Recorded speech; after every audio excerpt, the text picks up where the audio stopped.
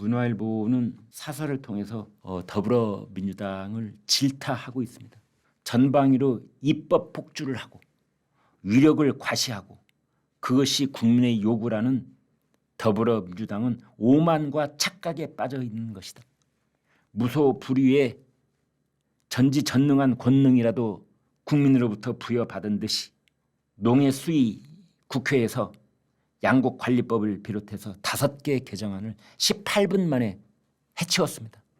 국민의힘 다 퇴장하고 없는 상황 속에서. 다음 주 정무위원회를 열어서 경찰관 7명을 사망케 한 동의대 사건 관련자를 포함한 민주유공자법, 이것도 본회의에 직회부한답니다. 민주당의 이모경 대변인이 할 수 있는 것들을 다 할 생각이라고 했습니다. 프랑스 혁명도 이 정도는 아니었습니다. 우리가 들어봤던 어떤 군사 쿠데타도 이 정도는 아니었습니다. 할 수 있는 것들을 다 할 생각이다. 이게 어떻게 우리나라 공당 대변인 입에서 나올 수 있는 말입니까? 이제는 국민의힘도 안중에 없고 대통령도 안중에 없고 국민 여론도 안중에 없고 선거는 이제 지방선거까지 2년 뒤에 치러질 것이고 대통령 선거는 3년이나 남았는데 이제 눈치 볼 게 뭐가 있겠는가. 더불어민주당 사람들 입에서 나오고 있는 말이 그런 겁니다. 이제 모든 거 할 수 있는 거 다 할 것이다.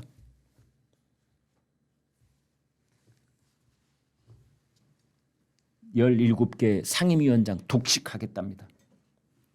1인당 25만 원씩 퍼줄 테니까 정부는 추가 경장 예산을 편성하랍니다. 미적거리면 이른바 처분적 법률, 이걸 입법해서 민주당이 국정을 운영하겠답니다. 이 법률은요, 여러분,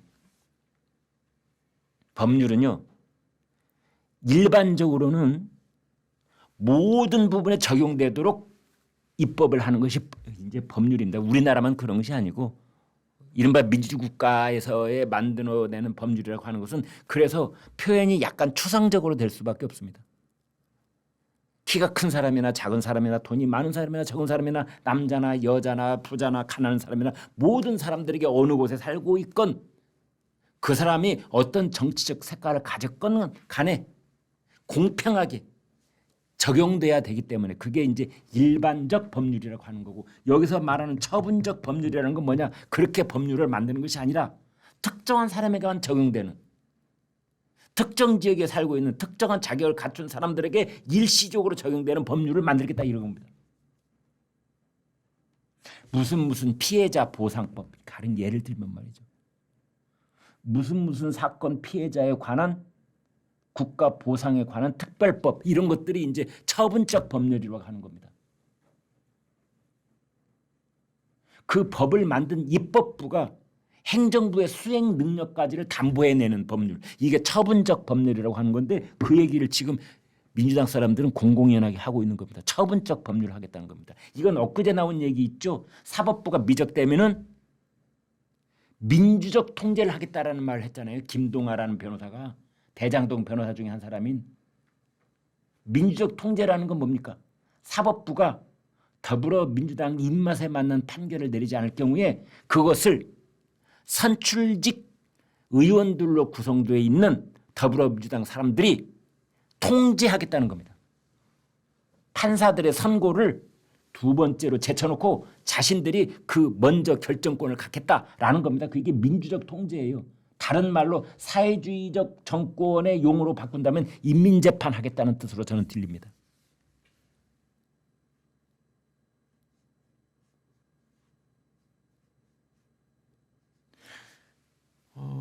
우리나라는 그 입법 이미 돼 있는 입헌 민주주의 국가 아닙니까? 법 체계에 의해서 누구를 처벌하든지 뭐 누구를 체포하든지 구금하든지 이게 우리나라 헌법 정신이거든요. 이제 그거 밀쳐놓고 갑자기 저 큰 광장에다가 사람들 한 10,000명쯤 모아놓고, 자, 이 사람 그동안 이재명 대표를 비판을 일삼아온 2시엔 김광일 쇼의 김광일 이 진행자, 이 사람은 어떻게 할까요? 당장 모자 벗기고 옷 벗겨가지고 몽둥이 100대를 때려라. 매우 부적절한 비유를 말씀드려서 죄송합니다. 이제 이렇게 하는 것이 그런 것들이 이제 그 우리의 어르신들이 6.25 때 봤다는 그 인민재판 아닙니까? 그 중국의 그 문화혁명 때 했다는 그것. 최근에 삼체라고 하는 그 시리즈물이 엄청나게 인기던데 그 삼체 시작하자마자 그 이제 중국 그 저기 뭡니까 그 문화혁명 때 이 꼬맹이들이 자기들을 어제까지 가르쳤던 대학 캠퍼스에 그 선생님 무릎 꿇쳐놓고 그 몽둥이 찜질해서 그 자리에서 패 죽이잖아요.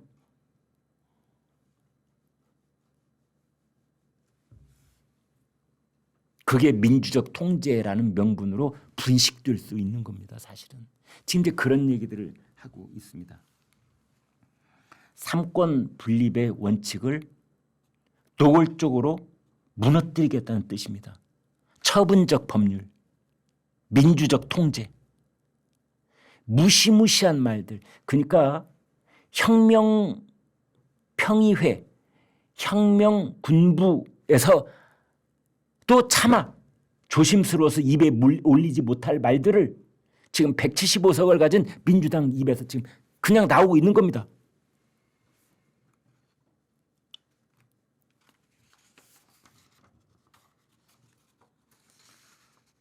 그거를 문화일보가 사설을 썼다는데 저의 솔직한 심정은 이런 사설이 공허하게 들립니다.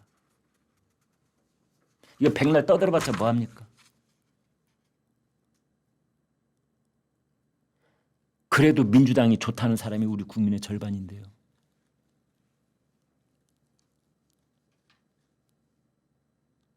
저희가 이렇게 입 아프게 떠들고 또 이 시간 공유하면서 나라 걱정을 하고 통탄에 맞지 않고 해본들 뭐합니까? 뭐합니까 정말?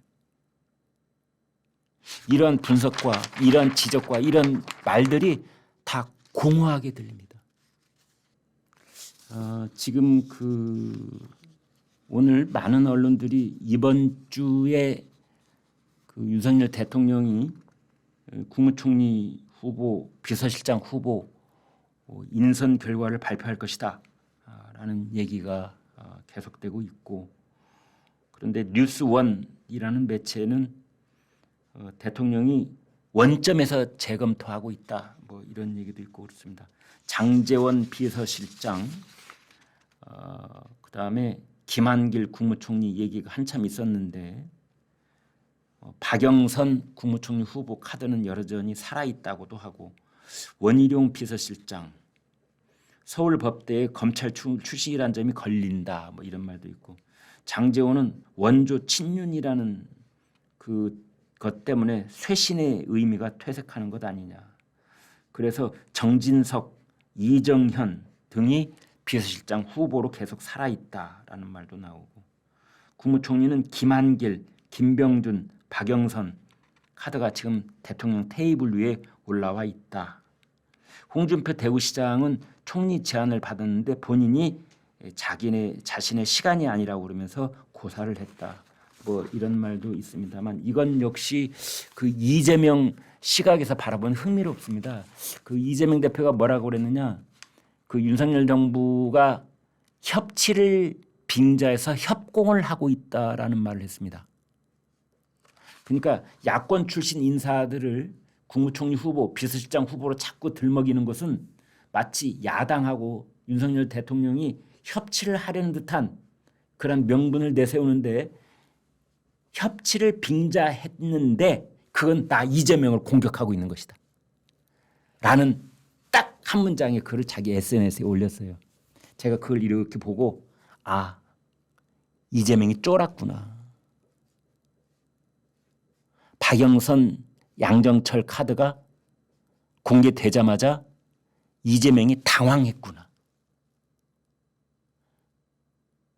이재명의 상상력 속에 박영선과 양정철은 없었구나.